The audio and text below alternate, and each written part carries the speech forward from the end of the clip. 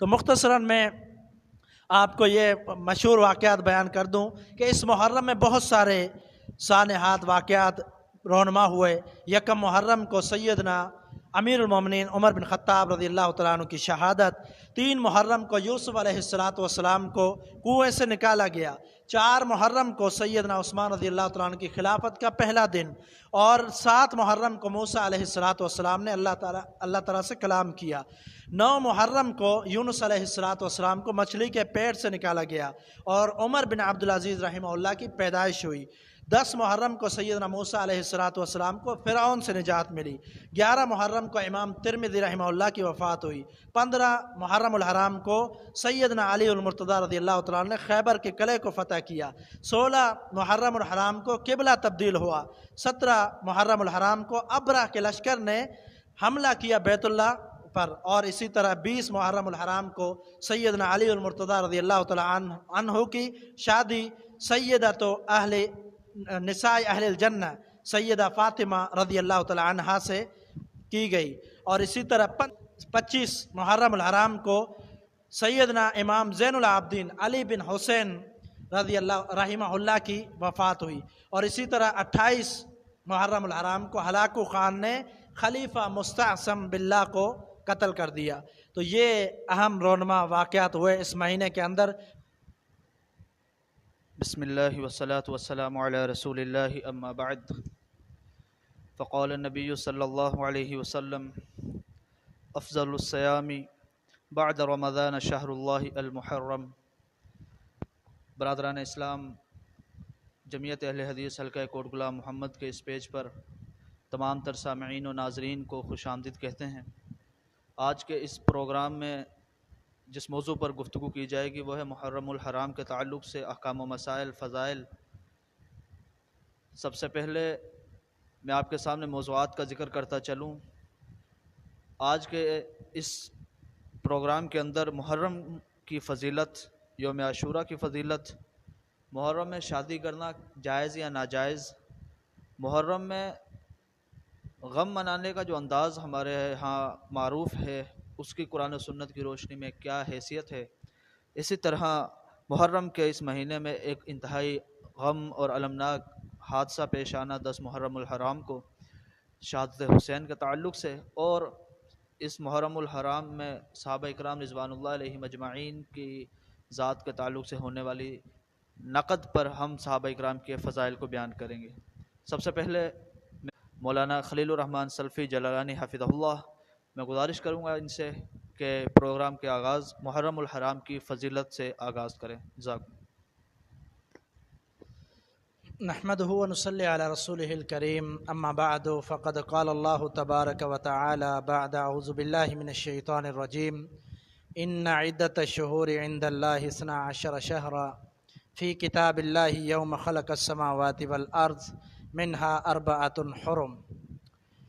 سامعین حضرات، جیسا کہ محرم الحرام کے حوالے سے یہ پروگرام ہم نے منعقد کیا، بہت سارے ایسے مسائل اور بہت ساری ایسی معلومات ہوتی ہیں کہ بہت ساری عوام اس سے لا علم ہوتی ہے۔ اسی حوالے سے محرم الحرام کی فضیلت، شان اور اس حوالے سے جو معاملات ہیں اس پر آج مختصر ایک پروگرام یہ منعقد ہوا اور اس کا آغاز بھی ہو چکا۔ تو اب مجھے یہ کہا گیا کہ محرم الحرام فضیلت کے حوالے سے گفتگو۔ تو محرم الحرام کی فضیلت کیا ہے؟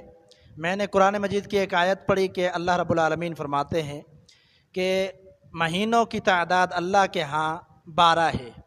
یہ اسلامی مہینوں کی بات ہو رہی ہے جو محرم الحرام سے شروع ہوتے ہیں اور آخری مہینہ ذی الحجہ ہوتا ہے۔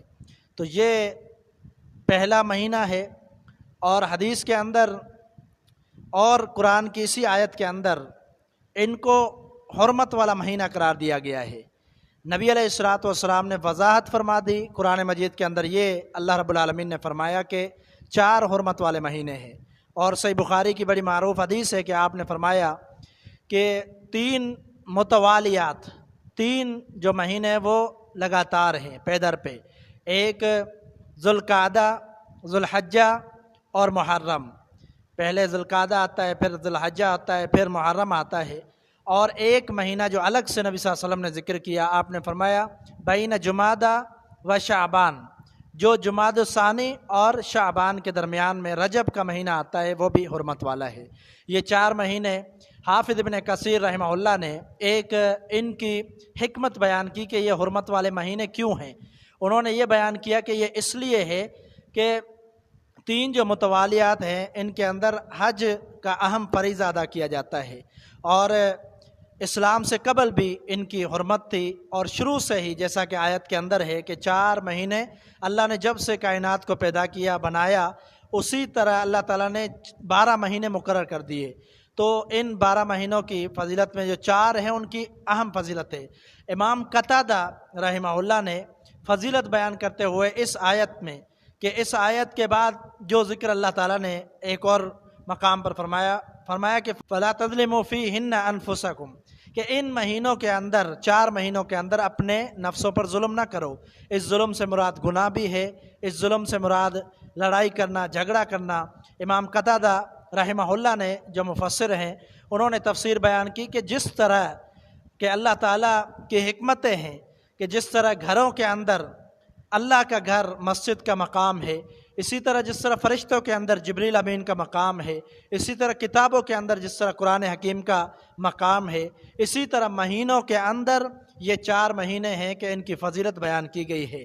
جس طرح ان مہینوں کے اندر عبادت کرنا، ان کی اہمیت کو سمجھنا ضروری ہے، یقیناً اس مہینے کے اندر حرمت والے مہینے ہونے کی وجہ سے اگر کوئی بندہ جرم کرتا ہے، گناہ کرتا ہے، تو اس گناہ کا گناہ بھی زیادہ آتا ہے اور زیادہ بڑھ چڑھ کر اس کا گناہ دیا جاتا ہے اللہ کی طرف سے، کیونکہ اس مہینے کو الگ ایک فضیلت حاصل ہے۔ اس لیے ظلم نہیں کرنا۔ 4 مہینے 3 جو ہیں حج کی وجہ سے ان کی اہمیت ہے کہ پہلا مہینہ ذوالقعدہ، اس کے لیے لوگ حج کے لیے جاتے ہیں۔ حافظ ابن کثیر رحمہ اللہ نے یہ حکمت بیان کی۔ اور جو دوسرا محرم جو شروع ہوتا ہے، اس کے اندر لوگ حج سے واپسی آتے ہیں، اور ذوالحجہ کے اندر لوگ حج کرتے ہیں۔ تو پہلے بھی یہی ہوتا تھا کہ لوگ ان 3 مہینوں کی وجہ سے ایک دوسرے پر ظلم نہیں کرتے تھے اور لوگوں کے راستوں کو نہیں روکتے تھے، کیونکہ حج کا فریضہ ادا کیا جاتا تھا۔ تو مختصراً میں آپ کو یہ مشہور واقعات بیان کر دوں کہ اس محرم میں بہت سارے سانحات واقعات رونما ہوئے۔ 1 محرم کو سیدنا امیر المومنین عمر بن خطاب رضی اللہ تعالیٰ عنہ کی شہادت۔ 3 محرم کو یوسف علیہ السلام کو کنویں سے نکالا گیا۔ 4 محرم کو سیدنا عثمان رضی اللہ تعالیٰ عنہ کی خلافت کا پہلا دن، اور 7 محرم کو موسیٰ علیہ السلام نے اللہ تعالیٰ سے کلام کیا۔ 9 محرم کو یونس علیہ السلام کو مچھلی کے پیٹ سے نکالا گیا اور عمر بن عبدالعزیز رحمہ اللہ کی پیدائش ہوئی۔ 10 محرم کو سیدنا موسیٰ علیہ السلام کو فرعون سے نجات ملی۔ 11 محرم کو امام ترمذی رحمہ اللہ کی وفات ہوئی۔ 15 محرم الحرام کو سیدنا علی المرتضیٰ رضی اللہ تعالیٰ عنہ نے خیبر کے قلعے کو فتح کیا۔ 16 محرم الحرام کو قبلہ تبدیل ہوا۔ 17 محرم الحرام کو ابرہ کے لشکر نے حملہ کیا بیت اللہ پر، اور اسی طرح 20 محرم الحرام کو سیدنا علی المرتضیٰ رضی اللہ تعالیٰ عنہ کی شادی سیدۃ نساء اہل الجنہ سیدہ فاطمہ رضی اللہ تعالی عنہا سے کی گئی۔ اور اسی طرح 25 محرم الحرام کو سیدنا امام زین العابدین علی بن حسین رحمہ اللہ کی وفات ہوئی۔ اور اسی طرح 28 محرم الحرام کو ہلاکو خان نے خلیفہ مستعصم باللہ کو قتل کر دیا۔ تو یہ اہم رونما واقعات ہوئے اس مہینے کے اندر۔ بہت سارے فضائل واقعات ہیں، لیکن کیونکہ ہمارا وقت مختصر ہے اس لیے میں نے مختصر بیان کیا۔ اب میں حافظ عثمان صاحب سے گزارش کروں گا کہ یوم عاشورہ کے روزے کے حوالے سے گفتگو کریں۔ ماشاءاللہ بڑی مفصل گفتگو فرمائی۔ قیام رمضان کے تعلق سے امام مروزی رحمہ اللہ کی ایک کتاب ہے، انہوں نے کہا کہ 3 عشرے ایسے ہیں کہ جن کی محدثین بڑی تعظیم کرتے تھے۔ محرم الحرام کا عشرہ پہلا، اسی طرح ذوالحجہ کا پہلا عشرہ، اور رمضان المبارک کے آخری عشرہ۔ تو یہ اس طرح محرم الحرام کی ایک اہم فضیلت۔ اسی طرح محرم الحرام میں جو یوم عاشورہ کا روزہ رکھا جاتا ہے 10 محرم کو، اس تعلق سے پیارے پیغمبر جناب رسول اللہ صلی اللہ علیہ وسلم کا ایک فرمان ہے کہ افضل الصیام بعد رمضان شہر اللہ المحرم، کہ سب سے زیادہ افضل روزہ جو ہے رمضان کے بعد، کیونکہ وہ تو فرضی روزے ہیں اور ان کی اہمیت سب سے زیادہ ہے، تو اس کے بعد اگر کسی روزے کو اللہ کے پیارے پیغمبر علیہ الصلوۃ والسلام نے اہمیت کا حامل ٹھہرایا تو وہ رمضان کے بعد عاشورہ کا روزہ جو کہ 10 محرم کو رکھا جاتا ہے. اور اسی طرح فرمایا افضل الصلاۃ بعد الفریضۃ صلاۃ اللیل. اور اگر کوئی ایسی نماز ہے کہ جس کی اہمیت ہے فرض نماز کے بعد تو وہ نماز لیل یعنی رات کی نماز یعنی تہجد وغیرہ کی نماز ادا کرتا ہے. تو یہ اس حدیث سے بھی ہمیں محرم الحرام میں 10 محرم کو یوم عاشورہ یعنی 10 محرم کے روزے کی اہمیت معلوم ہوگی. ابن عباس رضی اللہ عنہ سے مروی ایک حدیث ہے، فرمایا کرتے ہیں کہ رسول اللہ صلی اللہ علیہ وسلم کو میں نے اپنی زندگی میں نہیں دیکھا کہ وہ یعنی کسی بھی دن اتنا اہتمام کرتے ہوں یا کسی بھی دن کے تعلق سے اتنا زیادہ اللہ کے نبی علیہ الصلوۃ والسلام ایکٹیو ہوں کہ میں اس دن کا یعنی منتظر رہوں کہ روزہ رکھنے کے تعلق سے، سوائے رمضان کے جو کہ فرضی روزے ہیں اور دوسرا عاشورہ کے. اس روزے کی اہمیت یہ ہے کہ پیارے پیغمبر جناب رسول اللہ صلی اللہ علیہ وسلم سے سوال ہوا کہ اللہ کے نبی عاشورہ کے روزے کی اہمیت کیا ہے، عاشورہ کے روزے کے متعلق آپ ہمیں بتلائیں کیا ہے اس کا. فرمایا کہ یکفر السنۃ الماضیہ، ایک سال جو گزر چکا ہے اللہ رب العالمین اس کے گناہوں کو معاف فرما دے گا، مگر اس سے مراد صغیرہ، چونکہ کبیرہ گناہوں کے لیے تو شرط ہے کہ اس کے لیے توبہ کرنی ہے. اذا اجتنبت الکبائر، جب تک کبیرہ گناہوں سے انسان بچتا رہے گا تو اللہ رب العالمین ایسے اعمال کے سبب بندے کے صغیرہ گناہوں کو معاف فرما دے گا. صحابیات رضوان اللہ علیہ مجمعین کی سیرت سے بھی ہمیں ایسے واقعات ملتے ہیں، جیسے کہ ربیع بنت معوذ رضی اللہ تعالی عنہ کی مروی ایک روایت صحیح مسلم کے اندر مذکور ہے. وہ فرمایا کرتی ہیں کہ جب بھی اللہ کے نبی جب مدینہ میں تشریف لائے تو اللہ کے نبی نے پیغام بھیجا کہ عاشورہ کے روزے کا اہتمام کیجیے. فرماتی ہیں کہ ہم خود بھی روزہ رکھا کرتی تھیں اور اپنے بچوں کو رکھوایا کرتی تھیں، اور جب بچے رویا کرتے تھے تو ہم انہیں کھلونے دے دیا کرتی تھیں. سبحان اللہ، یہ ان کا انداز تھا پیغمبر دو عالم صلی اللہ علیہ وسلم کی تعلیمات کو اپنانے کا، کہ کس طرح سے وہ اللہ کے نبی علیہ السلام کی تعلیمات پر عمل کیا کرتی تھی اور اپنے بچوں کو کروایا کرتی تھی. حالانکہ وہ مکلف نہیں تھے، بچے تھے، مگر ایک ترغیب کے طور پر کہ آئندہ آنے والے وقت میں وہ بچے جنہیں ترغیب آج ایسی ملی ہو، کیونکہ ماں تو پہلی جو ہے وہ درسگاہ ہے نا بچے کے لیے، اگر والدہ کی تربیت ایسے انداز سے اپنے اولاد کی کرے تو آئندہ آنے والے وقت میں بچے اپنے والدین کے لیے باعث نجات بنتے ہیں. مگر افسوس ہے ہمارے اس معاشرے پر، اللہ ہدایت دے ہم سب کو، کہ ہم اس دن کو کھانے پینے اور سبیلیں لگانے اور دودھ وغیرہ کے تعلق سے ہم اس دن کے روزے کی فضیلت کو ضائع کر بیٹھتے ہیں. اسی طرح ایک اہم ترین بات کہ محرم الحرام میں جو عاشورہ کا روزہ 10، اس کے ساتھ 9 محرم کے روزے کو بھی جوڑا جاتا ہے.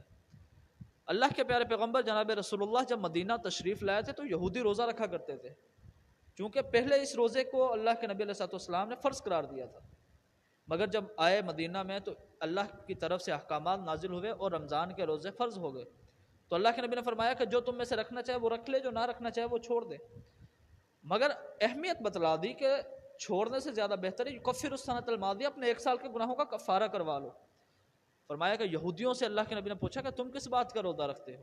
انہوں نے کہا کہ اللہ کے پیارے پیغمبر جو کہ رسول اللہ صلی اللہ علیہ وسلم ہیں، فرمایا کہ محمد صلی اللہ علیہ وسلم کہ ہم اس دن کا روزہ اس لیے رکھتے ہیں کہ اللہ نے موسیٰ علیہ السلام کو فرعون کے ظلم سے نجات دی. پیارے پیغمبر نے سنا، فرمایا کہ نحن احق و اولا بموسیٰ منکم، ہم تو تمہارے سے زیادہ اولا اور زیادہ حق رکھتے ہیں کہ اپنے برادر موسیٰ علیہ السلام سے وفا کا عہد نبھائیں. تو اللہ کے نبی نے حکم دیا کہ یہودیوں کی مخالفت بھی کرو، 10 محرم کا روزہ بھی رکھو، اس کے ساتھ 1 دن کا اضافہ کر لیں، یا 9 محرم یا 11 محرم کے روزے کو جوڑ لیا جائے. بہرحال یہ ایک بہت ہی اہمیت کا حامل دن ہے، اور اس دن کے تعلق سے ہمیں بھی کوشش یہ رکھنی چاہیے کہ سنت کے مطابق اپنے عمل کو ڈھالیں اور سنت کے مطابق اپنی زندگی کو گزاریں.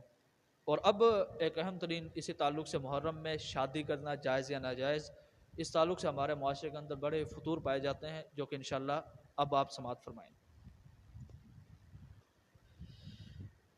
نبی علیہ الصلوۃ والسلام کا فرمان ہے، یا معشر الشباب، اے نوجوانوں کی جماعت، من استطاع منکم الباءۃ فلیتزوج، جو بھی شادی کی استطاعت رکھتا ہے اس کو چاہیے کہ وہ شادی کر لے.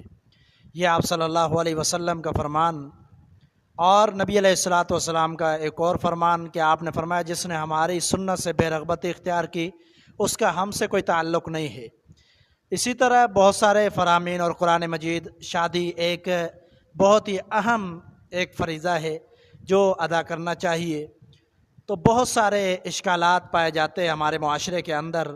ایک تو جیسے ابھی آپ نے سنا کہ محرم الحرام کے اندر شادی کو درست قرار نہیں دیا جاتا، اسی طرح سفر کے مہینے کے اندر بھی یہ کہا جاتا ہے کہ شادی کرنا درست نہیں ہے۔ اسی طرح یہ بھی کہا جاتا ہے کہ دو عیدوں کے درمیان، یعنی عید الفطر اور عید الاضحیٰ کے درمیان شادی کرنا درست نہیں ہے۔ یہ ساری باتیں جو ہے یہ اپنی طرف سے بنائی گئی ہیں۔ حقیقت یہ ہے کہ اسلام اس طرح کی کوئی پابندی نہیں لگاتا کہ کس مہینے کے اندر شادی ہونی چاہیے اور کس مہینے کے اندر نہیں ہونی چاہیے، اس طرح کی کوئی بھی قید اسلام کے اندر موجود نہیں ہے۔ کیونکہ ہم اگر تاریخ کا مطالعہ کریں تو امام الانبیاء محمد رسول اللہ صلی اللہ علیہ وسلم نے بھی ان مہینوں کے اندر شادیاں فرمائی ہیں۔ آپ نے خود شادیاں کی ہیں، اور صحابہ اکرام کی سنت سے، طریقے سے یہ پتہ چلتا ہے کہ انہوں نے بھی شادیاں کی ان دنوں کے اندر۔ بات دراصل یہ ہے کہ یہ کہا جاتا ہے کہ اس مہینے کے اندر بڑا ایک المناک سانحہ ہوا، یقیناً ایک بہت بڑا سانحہ ہوا کہ سیدنا حسین رضی اللہ تعالیٰ عنہ کی شہادت، اور اس کے ساتھ ساتھ بہت سارے اہل بیت کی شہادت، ان کو ظالموں نے ظلم کیا اور ان کو شہید کر دیا۔ تو یہ شہادت اس کو سامنے رکھتے ہوئے کہا جاتا ہے کہ شادی نہیں کرنی چاہیے اس محرم الحرام میں، بلکہ اس میں غم اور دکھ منایا جائے۔ بات یہ ہے کہ امام الانبیاء محمد رسول اللہ صلی اللہ علیہ وسلم کی سیرت کو اگر ہم دیکھیں تو آپ صلی اللہ علیہ وسلم کی زندگی کے اندر بہت سارے صحابہ کی شہادت ہوئی، حتیٰ کہ آپ صلی اللہ علیہ وسلم کو سیدنا حمزہ رضی اللہ تعالیٰ عنہ کی شہادت کا بڑا ہی دکھ ہوا تھا، جس کی وجہ سے آپ صلی اللہ علیہ وسلم نے یہ فرمایا کہ وحشی بن حرب میرے سامنے نہ آئے، حالانکہ وہ اسلام کے اندر داخل ہو چکا تھا، مسلمان ہو چکا تھا، پھر بھی آپ صلی اللہ علیہ وسلم کو اپنے چچا کی شہادت کا بہت زیادہ افسوس اور دکھ تھا کہ جس طرح ظلم کرتے ہوئے ایک مظلومانہ طریقے سے ان کی شہادت ہوئی، تو اس لیے آپ صلی اللہ علیہ وسلم نے یہ بھی فرمایا۔ تو آپ صلی اللہ علیہ وسلم نے کبھی ایسا نہیں کیا کہ ان کی شہادت کی وجہ سے ان کی تاریخ کو اس مہینے میں آپ نے یہ فرمایا ہو کہ شادی نہ کرو۔ اس طرح بہت سارے واقعات ہوئے، اور ساتھ میں یہ بات بھی ضروری سمجھنی چاہیے کہ یہ جو واقعہ ہوا یہ بہت بعد میں ہوا کہ سیدنا حسین رضی اللہ تعالیٰ عنہ کی شہادت، اس سے قبل بہت ساری شہادتیں ہوئی، ان شہادتوں کی وجہ سے کسی نے ایسا کام نہیں کیا۔ نبی علیہ الصلوۃ والسلام کی سنت مطہرہ سے کوئی بھی ایسا ثبوت اور دلیل نہیں ملتی کہ ان مہینوں کے اندر شادی نہیں کرنی چاہیے۔ یہ ایک رسم اور رواج بنا لیا گیا کہ ان مہینوں کے اندر شادی نہیں کرنی چاہیے، لیکن جو شریعت کی تعلیمات ہیں ان تعلیمات کے اندر اگر دیکھا جائے تو نبی علیہ الصلوۃ والسلام کا واضح فرمان موجود ہے کہ آپ نے فرمایا کہ جو بھی دنیا سے چلا گیا اس کا جو غم منانا ہے صرف 3 دن سوگ کی کیفیت ہونی چاہیے، کہ 3 دن کیفیت یہ ہو کہ بندہ اچھا لباس نہ پہنے، 3 دن بظاہر معلوم ہو کہ ان بندوں کو دکھ ہے میت کا۔ اس کے بعد آپ نے منع فرما دیا کہ کوئی بندہ، آج کیا ہوتا ہے، آج سالوں سال گزر جاتے ہیں پھر بھی ایک عجیب سی کیفیت ہوتی ہے کہ اس تاریخ کو، اس دن کو سوگ منایا جاتا ہے۔ یہ شریعت کے خلاف ہے۔ نبی علیہ الصلوۃ والسلام نے منع فرمایا ہے کہ 3 دن کے زیادہ سوگ منایا جائے۔ آپ علیہ الصلوۃ والسلام کے ازواج مطہرات کا کیا معاملہ تھا کہ آپ صلی اللہ علیہ وسلم کے ایک زوجہ، ان کا طریقہ کار کیا تھا، انہوں نے 3 دن کے بعد کیا کیا، خوشبو منگوائی اور خوشبو لگائی۔ انہوں نے کہا کہ نبی صلی اللہ علیہ وسلم کا یہ طریقہ کار اور آپ کا فرمان ہے کہ 3 دن کے زیادہ سوگ نہیں منانا چاہیے۔ تو کئی سال گزر چکے، سیدنا حسین رضی اللہ تعالیٰ عنہ کی شہادت کو یقیناً ایک مظلومانہ ان کی شہادت تھی، ہر مومن کو اس کا دکھ ضرور ہے، لیکن اس کو منانا اور خاص ایک دن کو منانا یہ شریعت سے ثابت نہیں ہے۔ اللہ تعالیٰ سمجھنے کی توفیق عطا فرمائے۔ اور اسی طرح اگر بات یہ کی جائے کہ اگر شہادت حسین رضی اللہ تعالی عنہ کو لے کر ہم اس محرم کے مہینے میں نکاح وغیرہ کو نہیں مناتے یا نہیں ہم اس کا اہتمام کرتے، تو رسول اللہ صلی اللہ علیہ وسلم کے جو ربیع الاول میں وفات ہوئی، تو وہ تو ہمارے لیے اور بھی زیادہ غم اور الم کا دن ہے اور مہینہ ہے، لیکن بات یہ ہے کہ شریعت کی ترغیب ہمارے لیے سب سے زیادہ اہمیت کی حاملہ ہے۔ بہرحال اس کے بعد جو اپنی گفتگو کا سیشن اسے مزید بڑھاتے ہوئے اب جو ایک بات کرنی ہے وہ اس موضوع پر ہے کہ آیا ہر سالانہ موقع پر یا ہر تاریخ کو لے کر جو غم منانے کی کیفیت ہمارے معاشرے میں مذکور ہے، موجود ہے، اس کی کیا شرعی حیثیت ہے، کیا انداز ہے، شریعت نے ہمیں کیا بتلایا ہے؟ رسول اللہ صلی اللہ علیہ وسلم نے فرمایا کہ اربع من امتی من امور الجاہلیہ، 4 چیزیں اللہ کے پیارے پیغمبر نے فرمایا کہ جاہلیت میں سے، الفخر فی الاحساب والطعن فی الانساب، یعنی حسب میں اپنے آپ میں فخر کرنا کہ جی میرا تو بڑا قبیلہ اونچا ہے، میں بڑے ہی اونچے خاندان کا ہوں، والطعن فی الانساب، اور نسب میں طعن کر دینا، تو چھوٹی ذات کا بندہ ہے، تو فلاں ہے، حقیر جاننا، حالانکہ اللہ کے نزدیک تو اکرمکم عند اللہ اتقاکم، کہ اللہ کے نزدیک تو متقی اور پرہیزگار بندے کی پہچان ہے۔ کوئی کالا گورا حبشی کسی اجمی کو عربی پر، عربی کو اجمی پر فضیلت نہیں ہے۔ حجۃ الوداع کے موقع پر پیارے پیغمبر نے اسی تعلیم کو دے کر ہمیں بتلایا تھا، اور عبادت ہماری اللہ نے ایسے انداز میں رکھی ہے کہ ہمارے ہر امیر اور غریب ایک ہی صف میں کھڑا ایک ہی انداز میں عبادت کر رہا ہوتا ہے، سبحان اللہ۔ یہ شریعت کی ایک ترغیب ہے۔ فرمایا کہ والاستسقاء بالنجوم، ستاروں سے بارش طلب کرنا، یہ دور جاہلیت میں ایک بڑا معروف عمل تھا۔ اور چوتھے نمبر پر اللہ کے نبی نے فرمایا کہ النیاحہ، نوحہ کرنا، مارنا پیٹنا، اپنے آپ کو تکلیف دینا، صدوکوب کرنا، غیربان چاک کرنا، رخساروں کو مارنا۔ آگے پھر اس کی ایک الگ انداز میں وعید فرمائی، اللہم لا تجعلنا منہم، اس انداز میں فرمایا کہ النائحۃ اذا لم تتب تقام یوم القیامۃ وعلیہا سربال من قطران ودرع من جرب، او کما قال علیہ الصلوۃ والسلام۔ فرمایا کہ نوحہ کرنے والی عورت جو میت وغیرہ پر نوحہ کرتی ہے، اگر یہ کل قیامت کے دن اسی حال میں آئی اور اس نے توبہ نہیں کی ہو، اللہ کی بارگاہ میں پیش ہو گئی، وہ محشر کا دن، وہ قیامت کا دن جسے 50,000 سال کے دن سے تعبیر کیا گیا، جس دن انسان کی حالت یہ ہوگی کہ اپنے ہی یعنی پسینے میں گناہوں کے عوض بلبوتے ڈوبا ہوا ہوگا، کوئی گھٹنوں تک، کوئی ٹخنوں تک، کوئی اپنے ہی یعنی غوطہ کھا رہا ہوگا پسینے میں۔ فرمایا اس موقع پر یہ خاتون آئے گی، اللہ اکبر کبیرہ، کہ اللہ کے پیارے پیغمبر نے فرمایا اس پر تارکول کی ایک قمیض ہوگی اور خارش زدہ ایک لباس اللہ رب العالمین کی طرف سے اسے پہنایا جائے گا، اور وہ پورا اس میدان محشر میں اسی حالت میں ہوگی۔ کتنی بڑی وعید ہے۔ اور اسی طرح ایک اور حدیث جو کہ صحیح مسلم اور صحیح بخاری کے اندر مذکور ہے، رسول اللہ صلی اللہ علیہ وسلم نے فرمایا کہ لیس منا من لطم الخدود وشق الجیوب ودعا بدعوى الجاہلیہ، کہ اس کا ہم میں سے کوئی تعلق ہی نہیں ہے۔ یہ سب سے بڑی وعید ہے کہ پیارے پیغمبر فرما دے کہ لیس منا، ہم میں سے وہ بندہ ہے ہی نہیں، کوئی تعلق نہیں۔ کس کا؟ من لطم الخدود، ایک حدیث میں من ضرب الخدود، جو اپنے رخساروں کو پیٹے، رخساروں پر پیٹے، وشق الجیوب، اپنے گریبان کو پھاڑ لے اور دھاڑے مارے، چیخیں مارے، جاہلیت کی پکاریں پکارے۔ جیسے آج معاشرے میں ہے، کوئی فوت ہو گیا تو اللہ کو ہمارا ہی گھر دکھتا ہے، اللہ کو ہم ہی نظر آتے ہیں، یا تکلیفیں ہمارے لیے ہی ہیں۔ نہیں بھائی، اللہ رب العالمین کی حکمت اللہ جانتا ہے، اس نے ہمیں یہ نوازا ہے، وہ ہمیں تکلیفیں دے کر آزماتا ہے، وہ ہمیں غم دے کر آزماتا ہے، خوشیاں دے کر آزماتا ہے۔ یہ اللہ رب العالمین کا انداز ہے، یہ نظام دنیا ہے، جو بندے نے بہرحال اللہ رب العالمین کے اس نظام کو ماننا تو ہے، چاہے وہ کسی بھی طرح سے اسے تسلیم کرے، بہرحال ہونا وہی ہے جو اللہ رب العالمین کی منشا ہے۔ اسی طرح ایک بڑی ہی معروف حدیث ہے، ابو بردہ فرماتے ہیں کہ رضی اللہ عنہ کہ ابو موسیٰ الاشعری تکلیف میں مبتلا تھے، غم میں مبتلا تھے، کوئی ایسا مرض لاحق تھا، اپنی زوجہ کی گود میں سر رکھے ہوئے تھے، گشی طاری ہوئی تو بیوی رونے لگ گئیں، آواز بلند ہو گئی، بہرحال اس وقت تو خود گشی کی حالت میں تھے، بہرحال ان کی آواز کو سماعت کر لیا۔ بعد میں جب ہوش آیا تو سب سے پہلے فرمایا کہ میرا ہر اس شخص سے اعلان برات ہے جسے رسول اللہ نے اعلان برات کیا ہے صلی اللہ علیہ وسلم۔ فرمایا کس سے اللہ کے نبی نے اعلان برات کیا؟ فرمایا زور زور سے رونے والی عورتوں سے، غم میں اپنے سر کو منڈوانے والی عورتوں سے، اور اسی طرح تکلیف اور پریشانی میں اپنے یعنی آپے سے باہر ہو جانا، اپنے رخساروں کو پیٹنا، اس قسم کی خواتین سے۔ فرمایا اللہ کے نبی نے اعلان برات کیا ہے، ابو موسیٰ بھی ایسی خواتین سے اعلان برات کرتے ہیں۔ تو یہ صحابہ کرام رضوان اللہ علیہ مجمعین کا انداز تھا۔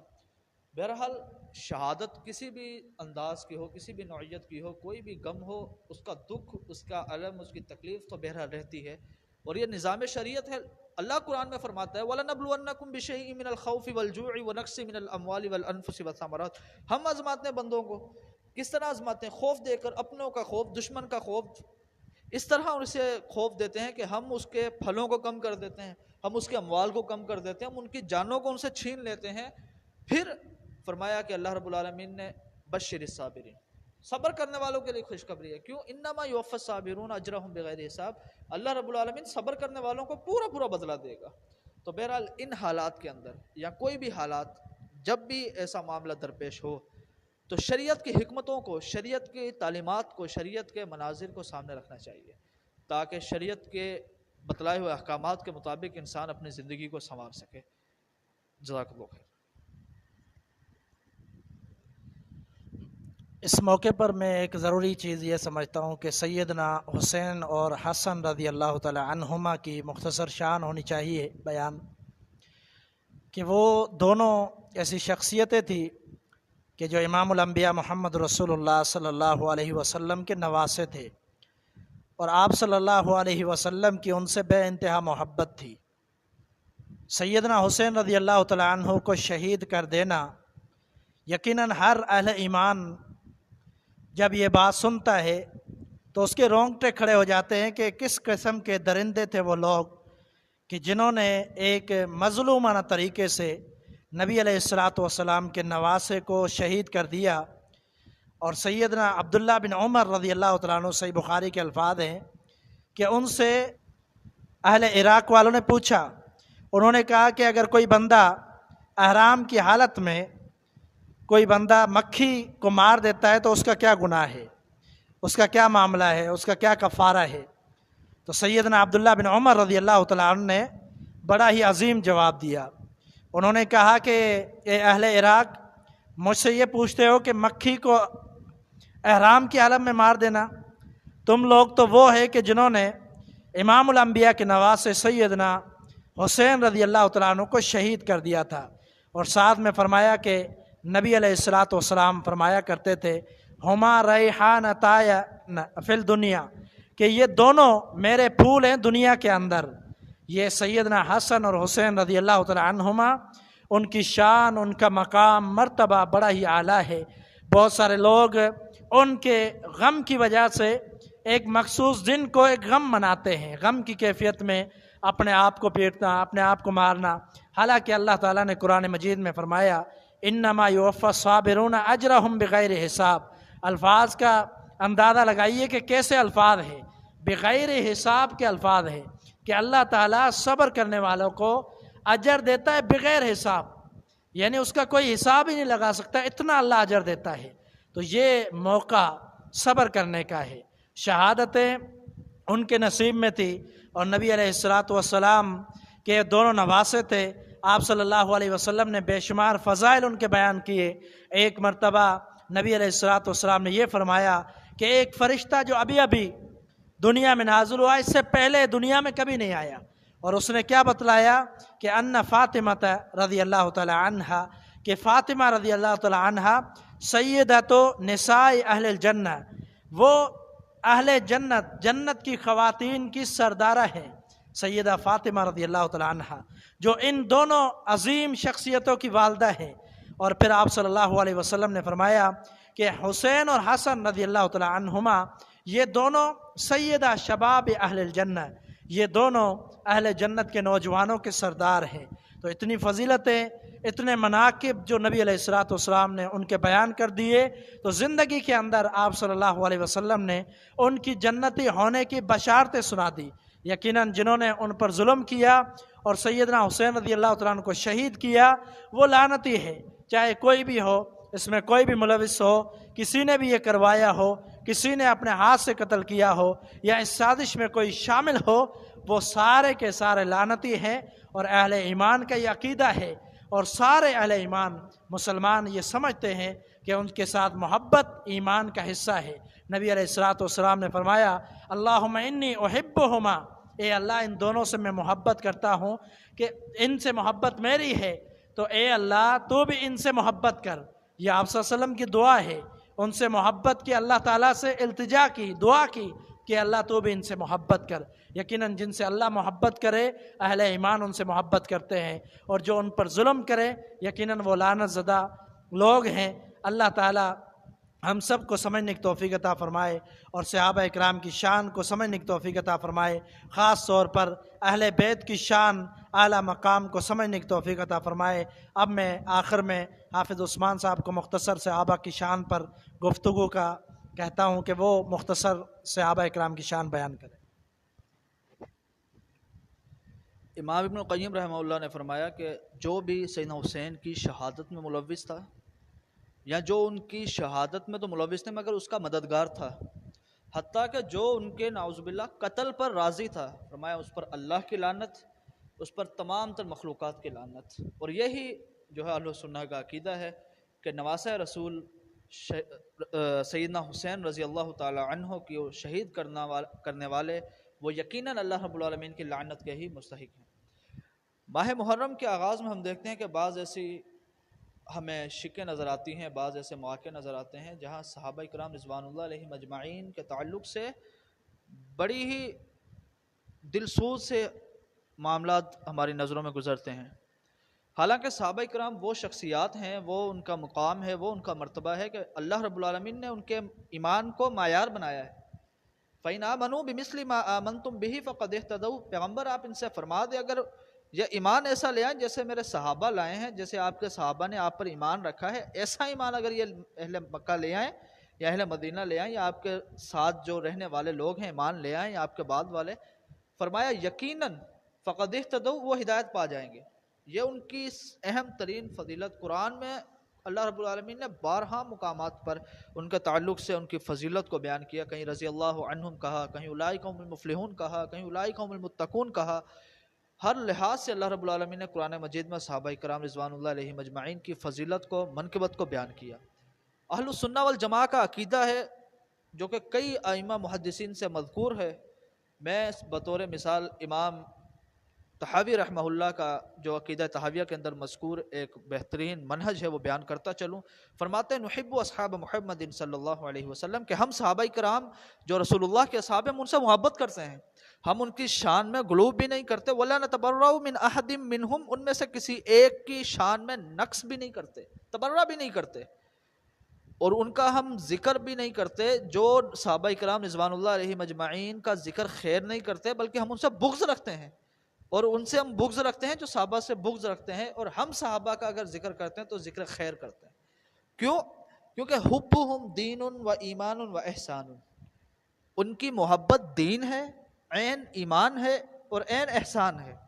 وبغضہم کفر و نفاق و طغیان، اور ان کی جو نفرت کرنا ہے ان سے بغض رکھنا ہے گویا وہ کفر ہے، نفاق ہے اور سرکشی ہے۔ اور یہ بالکل منہج اہل السنہ ہے کہ ہمارے نزدیک جو بھی صحابہ اکرام رضوان اللہ علیہم اجمعین کی شان میں تنقیص کا قائل ہیں، ہم ان کے ایمان کی گواہی نہیں دیتے۔ پیارے پیغمبر کا فرمان ہے لا تسبوا اصحابی، میرے صحابہ کو گالی نہ دو۔ کیوں؟ اس لیے کہ فرمایا فلا مقام احدکم ساعۃ، فلا مقام احدہم ساعۃ خیر من عمل احدکم عمرہ، او کما قال علیہ السلام، کہ تم میں سے کسی ایک کا اپنی پوری زندگی عمل کر لینا ایک طرف، اور میرے صحابی کا میرے ساتھ ایک لمحہ گزار لینا تمہاری پوری زندگی کے عمل سے بہتر ہے۔ اور اس طرح ایک اور حدیث میں فرمایا کہ میرے صحابہ کو برا بھلا نہ کہو۔ کیوں؟ اس لیے کہ تمہارا احد پہاڑ یا آدھے احد پہاڑ جتنا سونا بھی خرچ کر لینا، لا تسبوا اصحابی فإن لو احدکم انفق مثل احد ذهبا، پورا احد پہاڑ سونے کا خرچ کر لو، فرمایا میرا صحابی ایک مٹھی یا آدھی مٹھی اللہ کی راہ میں خرچ کر دے، اس کا اجر تم سے زیادہ ہے۔ اور ایک اور مقام پر رسول اللہ صلی اللہ علیہ وسلم نے فرمایا من سب اصحابی فعلیہ لعنت اللہ والملائکۃ والناس اجمعین، کہ جو میرے صحابہ کو برا بھلا کہے، انہیں گالیاں دے، نعوذ باللہ من ذالک، یہ ہمارے آج نعوذ باللہ ایسے معاشرے مذکور ہیں، ہم نے پہلے حالات دیکھے ہیں، اور اسی کے پیش نظر یہ بات کہہ رہے ہیں کہ جو بھی شخص پیارے پیغمبر کے اصحاب پر تبرع کے قائل ہیں، گالی گلوچ کرتے ہیں، فرمایا ان پر اللہ کی لعنت، لعنت اللہ والملائکۃ، فرشتوں کی لعنت، والناس اجمعین، اور پوری انسانیت کی لعنت، یہ پیارے پیغمبر علیہ السلام نے فرمایا۔ اور اسی طرح بڑا افسوس ہوتا ہے آج ہمیں اتحاد امت کی بات کرنے والوں پر، بہرحال یہ پیارے پیغمبر علیہ السلام کا ایک فرمان ذہن میں آیا، فرمایا کہ لن یفلح قوم ولوا امرهم امراۃ، وہ قوم کیسے فلاح پائے گی جو قوم کبھی فلاح پا ہی نہیں سکتی جو اپنی امارت کو عورتوں کے سپرد کر دے۔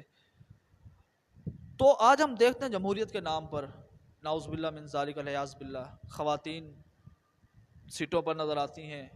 بہرحال یہ تو ایک جمہوریت کا ایک الگ موقف ہے، ہمیں علماء کرام کے تعلق سے شکوہ ہوتا ہے۔ انہیں اس طرح پیارے پیغمبر علیہ الصلوۃ والسلام کے فرامین کی موجودگی کے اندر اس طرح کی گفتگو یا اس طرح کے معاملات سے پرہیز ہی رکھنا چاہیے۔ اور ایک اہم ترین بات یہ ہے کہ اگر علماء اکرام اگر آج اس دور کے اندر ہمارے لیے سب سے زیادہ معتبر ہیں، ان کا مقام ہے، ان کا مرتبہ ہے، ان کے کہے پر آج ہر شخص جو ہے وہ ہر طرح کی قربانی کے لیے تیار ہے کہ پیارے پیغمبر کے صحابہ کی شان میں گستاخی کرنا کوئی چھوٹی بات نہیں ہے۔ سیدنا سعد سے ایک روایت ہے، سیدنا سعد کے تعلق سے فرمایا کہ ایک شخص جب انہیں کوفے کا گورنر سیدنا عمر نے بنایا تو اس نے ان کی شان میں، ان کے مقام میں شکایات کرنا شروع کر دیں کہ نعوذ باللہ سیدنا سعد تو وہ ہے جو فیصلے صحیح نہیں کرتا۔ 3 شکایتیں کی تھیں۔ فرمایا سعد وہ ہے کہ جو مال غنیمت کو تقسیم صحیح نہیں کرتا، سعد وہ ہے کہ جو لشکر کے ساتھ نہیں جاتا، نعوذ باللہ جہاد سے نعوذ باللہ گھبراتا ہے۔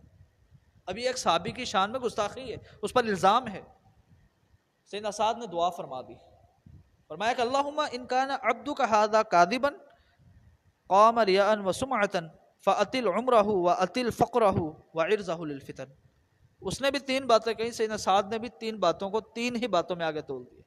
فرمایا اللہ اگر یہ تیرا بندہ جھوٹا ہے نا، اور یہ صرف اس لیے کھڑا ہوا ہے کہ ریاکاری کرے، لوگوں کو سنائے کہ بھائی میں ہوں جس نے حاکم وقت کے خلاف بولا ہے، گورنر کے خلاف بات کی ہے، فرمایا کہ اللہ اس شخص کی عمر کو بڑھا دے، اللہ اس کے فقر کو بڑھا دے، اللہ اس کو فتنوں میں ملوث فرما دے۔